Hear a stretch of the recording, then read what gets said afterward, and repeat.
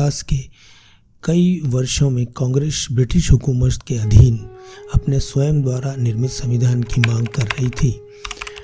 1928 में पंडित मोतीलाल नेहरू की अध्यक्षता में एक समिति का गठन किया गया और समिति के द्वारा जो रिपोर्ट प्रस्तुत की गई उसे नेहरू रिपोर्ट के नाम से जाना गया, जिसमें कि भारत के संविधान के मुख्य सिद्धांतों को स्थापित किया गया। 19 दिसंबर 1929 यह एक ऐतिहासिक दिन था जब अविभाजित पंजाब के लाहौर शहर में कांग्रेस का वार्षिक अधिवेशन पंडित जवाहरलाल नेहरू के नेतृत्व में आयोजित हुआ, जिसमें कि पूर्ण स्वराज्य की मांग को स्वीकार कर लिया गया। 1939 में जब द्वितीय विश्व युद्ध प्रारंभ हुआ तो सुभाष चंद्र बोस ने आज़ाद हिंद फौज के माध्यम से अंग्रेजों से लोहा लेकर भारत की स्वतंत्रता की दिशा में एक महत्वपूर्ण कार्य किया। I shall be able to organize such a gigantic force as will be able to sweep away the British power from India in conjunction with those who have already been fighting at home.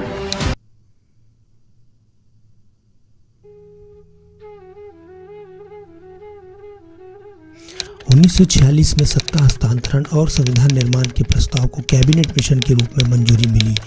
दोस्तों, संविधान के विकास में 13 दिसंबर 1946 का दिन बहुत ही महत्वपूर्ण स्थान रखता है। इस दिन पंडित जवाहरलाल नेहरू ने उद्देश्य प्रस्ताव, जिसको कि ऑब्जेक्टिव रेजोल्यूशन कहा गया, संविधान सभा के पटल पर रखा, जो आगे चलकर संविधान के आधारभूत सिद्धांत के रूप में संविधान की प्रस्तावना यानी कि प्रीएम्बल में शामिल किया गया। This Constituent Assembly declares its firm and solemn resolve to proclaim India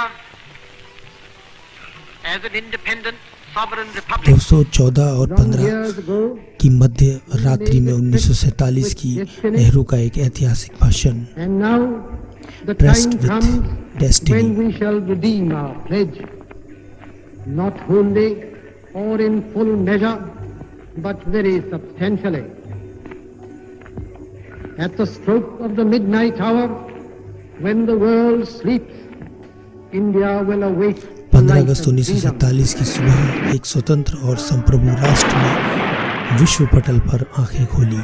26 नवंबर 1949 को संविधान को स्वीकारते हुए 26 जनवरी 1950 को लागू संविधान के अंतर्गत भारत में 25 अक्टूबर 1951 और 21 फरवरी 1952 के बीच में आम चुनाव लोकसभा के लिए करवाए गए, जिसमें तकरीबन 1949 उम्मीदवारों ने 489 सीटों के लिए चुनाव लड़ा और लगभग 17 करोड़ लोगों ने अपने मताधिकार का प्रयोग किया। देश में यह लोकतंत्र का पहला पर्व था और राज्य विधानसभाओं के लिए भी साथ ही साथ चुनाव हो रहे थे। यह समय भारत के लिए एक अभूतपूर्व था।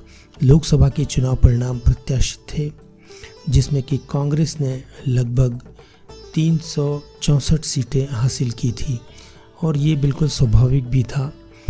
साथ में अजय घोष की कम्युनिस्ट पार्टी ऑफ इंडिया ने 16 और जयप्रकाश नारायण की समाजवादी पार्टी ने 12 स्थान प्राप्त किए थे। संविधान के अनुरूप देश में लोकतांत्रिक शासन प्रणाली का संचालन देश की संसद के द्वारा किया जाना था, जिसमें 2 सदन थे, ऊपरी सदन काउंसिल ऑफ स्टेट यानी राज्यसभा और निचला सदन लोकसभा था।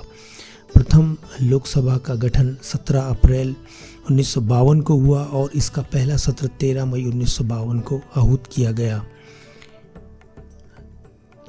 राज्यसभा का गठन 3 अप्रैल 1952 को हुआ, जिसमें 204 सदस्य राज्य की विधानसभा द्वारा निर्वाचित किए गए और 12 सदस्य नॉमिनेटेड थे। इस तरह से यह एक स्थायी सदन के रूप में 216 सदस्यों से आरंभ हुआ था। राज्यसभा के प्रत्येक सदस्य का टेन्योर 6 वर्ष का था और 1/3 सदस्य प्रत्येक 2 वर्ष रिटायरमेंट होना था और उतने ही नए सदस्य यानी कि लगभग 1/3 सदस्यों का निर्वाचन प्रति 2 वर्ष होना था। दोस्तों, यहाँ पर आपके मन में एक प्रश्न जरूर उपस्थित होगा और होना भी चाहिए कि ये कैसे संभव है कि सभी सदस्यों का कार्यकाल 6 वर्ष का हो और 1/3 सदस्य हर 2 साल के बाद में रिटायर भी हो जाएं और साथ ही उतने ही नए सदस्य प्रत्येक 2 वर्ष पर आ भी जाएं। तो आइए इसको समझते हैं। प्रथम राज्य सभा चुनाव संविधान के चौथे शेड्यूल के अनुसार 204 सीटों के लिए हुए थे और राज्यसभा की इस पहेली को राष्ट्रपति द्वारा जारी एक आदेश the council of state term of office of member order 1952 के द्वारा सुलझाया गया।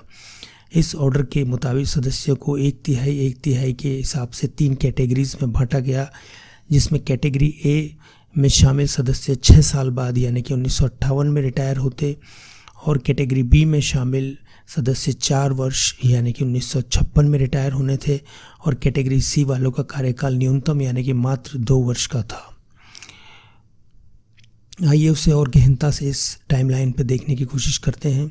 यहाँ पर आप देख सकते हैं कि 1958 में जो सदस्य एक कैटेगरी के रिटायर हो रहे हैं वो 1952 से ही राज्यसभा में मौजूद थे और अगले जो सदस्य यानी कि 1960 में रिटायर होंगे वो सदस्य होंगे जो कि नए सदस्यों के रूप में एक तिहाई के रूप में 1954 में राज्यसभा में शामिल हुए थे। इस तरीके से यह साइकिल निरंतर चलता आ रहा है। अब एक प्रश्न यहाँ पर अभी भी अनुत्तरित है कि इन सदस्यों को कैटेगरी में कैसे डिवाइड किया गया, तो उसका उत्तर यहाँ पर आप देख सकते हैं कि इन सदस्यों को कैटेगरी में विभाजित करने के लिए लॉटरी सिस्टम का प्रयोग किया गया। तो दोस्तों यहाँ पर आपको ये वीडियो निश्चित रूप से एक नई जानकारी के साथ पसंद आया होगा। उम्मीद करता हूँ कि आप इस चैनल को सब्सक्राइब करेंगे और मिलते हैं किसी ऐसे ही एक नए वीडियो के साथ। तब तक आपका समय शुभ हो।